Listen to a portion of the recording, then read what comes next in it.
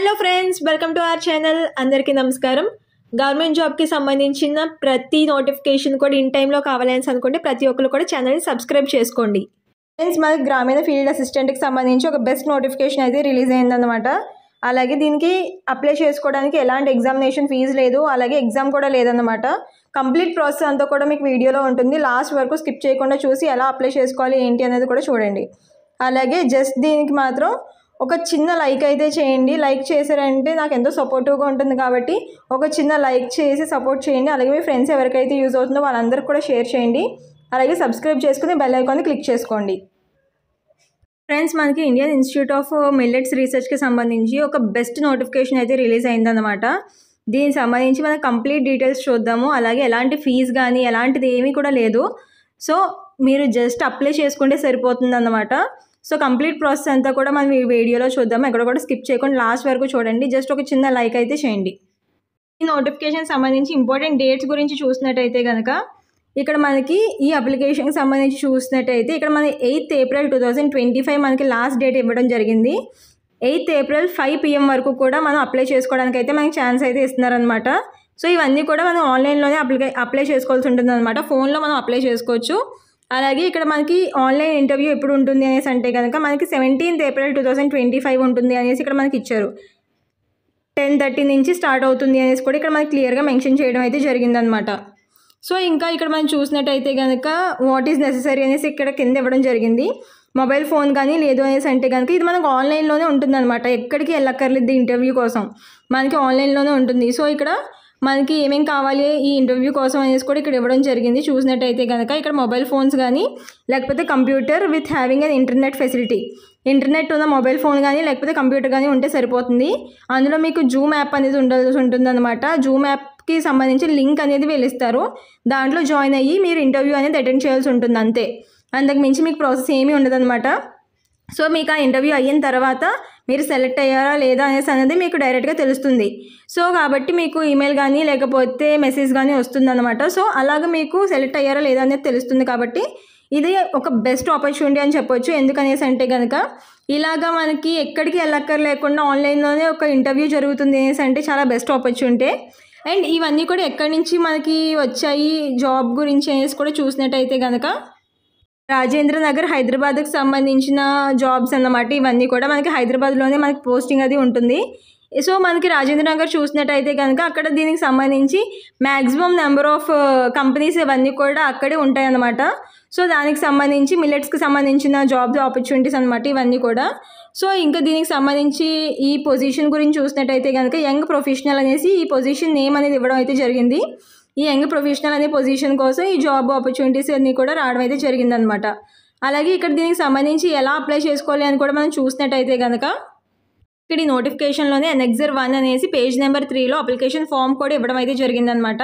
So ఈ form గురించి చూసినట్టయితే మీకు ఇక్కడ ఈ ఫామ్ అంటే ఇక్కడ చూడండి పేజ్ నెంబర్ 3లో ఉన్నది 4, 5 మొత్తం ఈ 5 పేజెస్లో కూడా మనకి ఫామ్ అనేది ఇవ్వడం అయితే జరిగింది. సో ఈ ఫామ్ 3 వాటిని కూడా ఈ 3 పేజెస్ని కూడా మీరు జిరాక్స్ అయితే తీసుకోవాల్సి ఉంటుందన్నమాట. జిరాక్స్ తీసుకున్న తర్వాత మీరు ఇక్కడ ఎలా ఫిల్ చేయాలనేసి అన్నది కూడా చూసినట్టయితే ఇక్కడ మీ లేటెస్ట్ పాస్పోర్ట్ సైజ్ ఫోటో అనేది అంటించాల్సి ఉంటుంది. అండ్ దాని తర్వాత మీరు ఏదైతే పోస్ట్ పెడుతున్నారో ఆ పోస్ట్ గురించి ఆ నేమ్ అనేది రాయాల్సి ఉంటుంది అనమాట. సో దాని తర్వాత ప్రాజెక్ట్ నేమ్ అనేసి ఇక్కడ మీరు చూసినట్టయితే ప్రాజెక్ట్ నేమ్ పోస్ట్ నేమ్ కూడా మీకు ఇక్కడ ఇవ్వడం జరిగింది. సో ఇది మనకి ప్రాజెక్ట్ నేమ్ అన్నమాట. అలాగే ఇది పోస్ట్ నేమ్ మనకి ఇక్కడ యంగ్ ప్రొఫెషనల్ అనేది పోస్ట్, ఇక్కడ ప్రాజెక్ట్ నేమ్ కూడా ఇవ్వడం జరిగింది. సో ఈ రెండింటిని కూడా మీరు ఇక్కడ మెన్షన్ చేయాల్సి ఉంటుంది అనమాట. మెన్షన్ చేసిన తర్వాత మీ నేమ్ అనేది బ్లాక్ లెటర్స్లో ఇవ్వాల్సి ఉంటుంది. సో తర్వాత మీ పేరెంట్ నేమ్, ఒకవేళ పెళ్ళి అయితే కనుక మీ హస్బెండ్ నేమ్ ఇవ్వాల్సి ఉంటుంది. సో దాని తర్వాత ఇక్కడ మీ డేట్ ఆఫ్ బర్త్, మీ ఏజ్ ఇచ్చిన తర్వాత ఇక్కడ మీ పోస్టల్ అడ్రస్ అనేది ఇవ్వాల్సి ఉంటుంది అనమాట. పర్మనెంట్ అడ్రస్ ప్రెజెంట్ ఉంటుంది, పర్మనెంట్ అడ్రస్ రెండు కూడా ఇవ్వాల్సి ఉంటుంది. అండ్ అలాగే ఇక్కడ మీ మొబైల్ నెంబర్, ఈమెయిల్ అడ్రస్ ఇవ్వాల్సి ఉంటుంది. అండ్ అలాగే ఇక్కడ మీది క్వాలిఫికేషన్ ఏదైతే ఉందో ఎస్ఎస్సి కానీ ఇంటర్మీడియట్, గ్రాడ్యుయేషన్, పోస్ట్ గ్రాడ్యుయేషన్ ఇలా ఏమైనా ఉంటే వాటికి సంబంధించిన డీటెయిల్స్ అనేవి ఇక్కడ ఇవ్వాల్సి ఉంటుంది అనమాట. ఇక్కడ నేమ్ ఆఫ్ ద డిగ్రీ ఏదైతే మీరు పర్సూ చేశారో అది, అలాగే ఇక్కడ ఏ ఇయర్లో పాస్అవుట్ అయ్యారు, ఏ యూనివర్సిటీ నుంచి, మేజర్ సబ్జెక్ట్స్ ఏంటి, ఎంత పర్సెంటేజ్ అనేది ఇవ్వాల్సి ఉంటుంది. ఎక్స్పీరియన్స్ ఉంటే కనుక ఎక్స్పీరియన్స్ సంబంధించి ఇవ్వండి. అలాగే దాని తర్వాత ఇక్కడ ఇంకా చూసినట్టయితే కనుక ఎడిషనల్ అకాడమిక్ క్వాలిఫికేషన్స్ గురించి అడిగారు. అలాగే ట్రైనింగ్ ఇఫ్ ఉంటే కనుక ఇవ్వాలి. అలాగే ఇంకా దీనికి సంబంధించి ఇవన్నీ కూడా ఉంటే కనుక ఇవ్వండి అనేసి రాశారనమాట. అలాగే ఇక్కడ దీనికి సంబంధించి కేటగిరీ కూడా మెన్షన్ చేయాల్సి ఉంటుంది. దాని తర్వాత సెల్ఫ్ డిస్క్రిమినేషన్ అనేసి ఇక్కడ మీకు ఇచ్చారు చూడండి. ఇక్కడ మీ నేమ్ రాసి, ఇక్కడ మీ ఫాదర్ నేమ్ కానీ రాసి ఇక్కడ మీరు సైన్ చేయాల్సి ఉంటుంది. అలాగే మీ ప్లేస్, డేట్ కూడా వేసి సైన్ చేయాల్సి ఉంటుంది అనమాట. దాని తర్వాత కింద నెక్స్ట్ 2 అనేసి ఇచ్చారు చూడండి. దాంట్లో కూడా మీరు అన్ని డీటెయిల్స్ ఫిల్ చేసి ప్లేస్, డేట్ వేసి సైన్ చేసి మీరు ఆ మూడాటిని కూడా ఈ తీసుకున్న 3 పేజెస్ని కూడా మీరు ప్రింట్అవుట్ తీసుకుని ఐదర్ బ్లూ పెన్తో కానీ లేదు అనేసి అంటే బ్లాక్ పెన్తో కానీ రాయాల్సి ఉంటుంది. రాసిన తర్వాత మీరు దీన్ని అలాగే మీకు ఏమేమైతే సర్టిఫికేట్స్ అడిగారో ఆ సర్టిఫికేట్స్ని కూడా మీరు కాపీ తీసి వాటిని ప్రింట్అవుట్ తీసిన తర్వాత వాటిని పిన్ చేసి మీరు ఏం చేయాలనేసి అంటే మీకు ఏదైతే ఈ మొత్తం కంప్లీట్ చేసింది ఉంటుందో దాన్ని పీడిఎఫ్ చేయాలి. పీడిఎఫ్ చేసిన తర్వాత మీరు దీన్ని ఎక్కడికి పోస్ట్ చేయక్కర్లేదు, ఏమీ చేయక్కర్లేదు. జస్ట్ మీరు పీడిఎఫ్ చేయాలి. పీడిఎఫ్ చేసిన తర్వాత మీకు ఇక్కడ ఏదైతే ఇక్కడ చూడండి, మీకు ఏదైతే ఇక్కడ వెబ్సైట్ నేమ్ ఇచ్చారో ఇక్కడ చూసినట్టయితే కనుక seed@millets.res.in అనేసి ఇచ్చారు చూడండి. ఇక్కడ బ్లూ కలర్లో ఆ పర్టికులర్ వెబ్సైట్కి మీరు సెండ్ చేయాల్సి ఉంటుంది అనమాట. ఆ పీడిఎఫ్ ఫామ్ అన్నది మీ డాక్యుమెంట్స్ అలాగే ఈ ఎనెక్సర్స్ అన్నీ కలిపిన పీడిఎఫ్ ఫామ్ అనేది ఈ పర్టికులర్ వెబ్సైట్కి సెండ్ చేయాల్సి ఉంటుంది.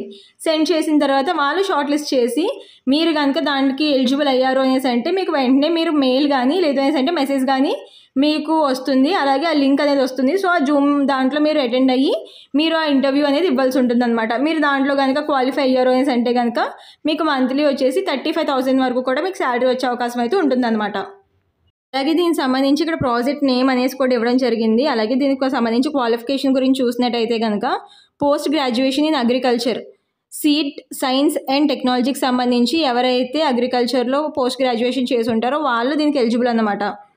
సో అంటే ఏంటంటే ఇది మ్యాక్సిమం చాలామందికి ఉండొచ్చు, ఉండకపోవచ్చు ఈ డిగ్రీ అనేది.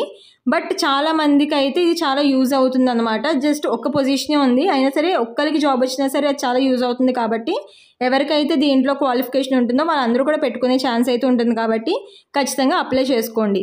అండ్ దీంతోపాటు ఇక్కడ మీకు సంబంధించి శాలరీ గురించి చూసినట్టయితే కనుక పర్ మంత్ వచ్చేసి మనకి స్టార్టింగ్ 35,000 నుంచి మనకి శాలరీ అనేది స్టార్ట్ అవుతుంది అనమాట. సో మంచి శాలరీస్ అనేసి చెప్పుకోవచ్చు.